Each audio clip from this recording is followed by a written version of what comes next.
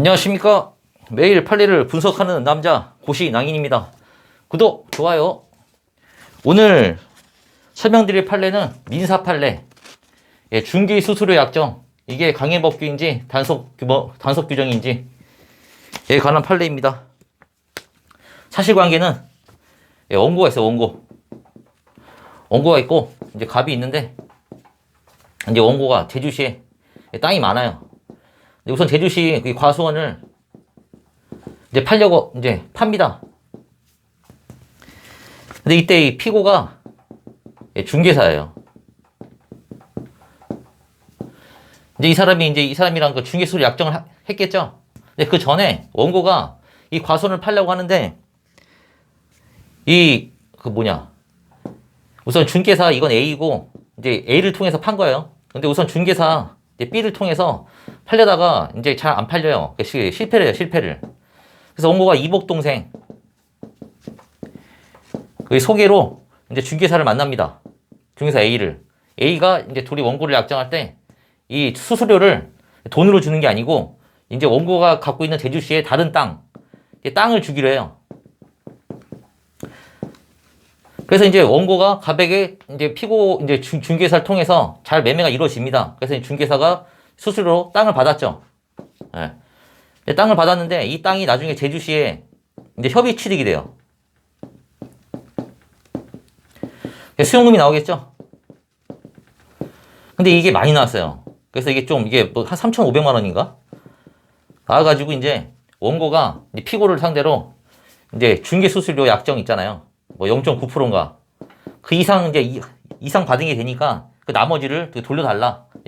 원고가 피고에게 반환 청구를 한 겁니다. 그래서 문제가 된 거예요.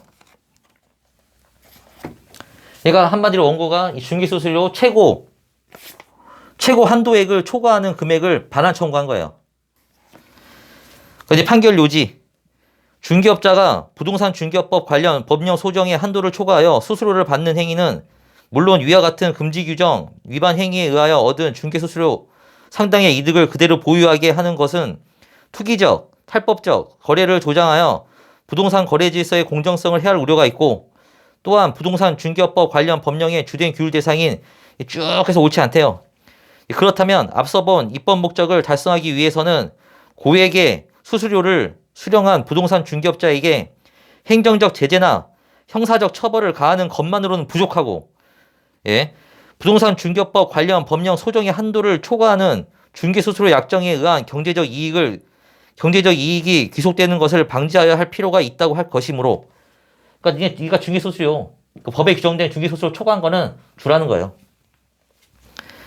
부동산 중개수수료에 관한 위와 같은 규정들은 중개수수료 약정 중 소정의 한도를 초과하는 부분에 대한 사법상의 효력을 제한하는 이른바 강행법규.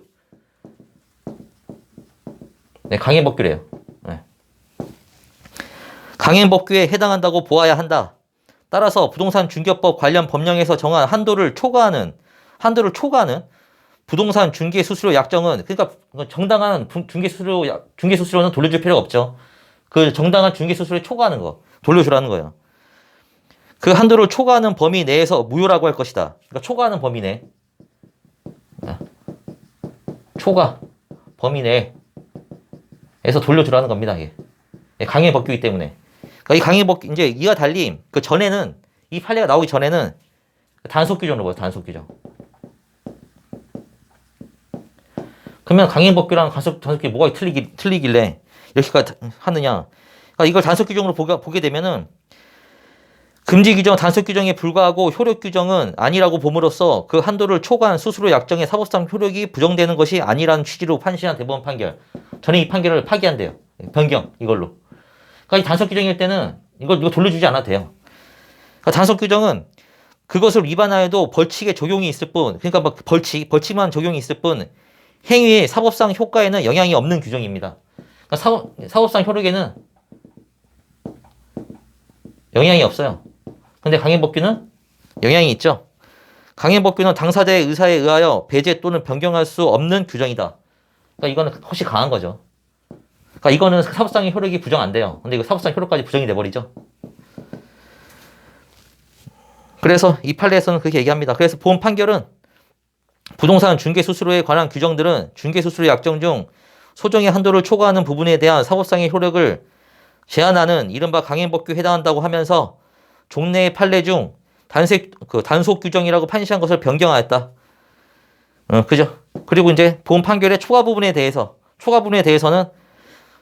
대해서만 무효라고 한 것은 일부 무효의 법리를 적용한 거예요.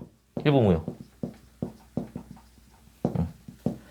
이 사람 둘 다 서로 합의된 거는 그 적당한 수수료는 둘 다 인정하고 있잖아요.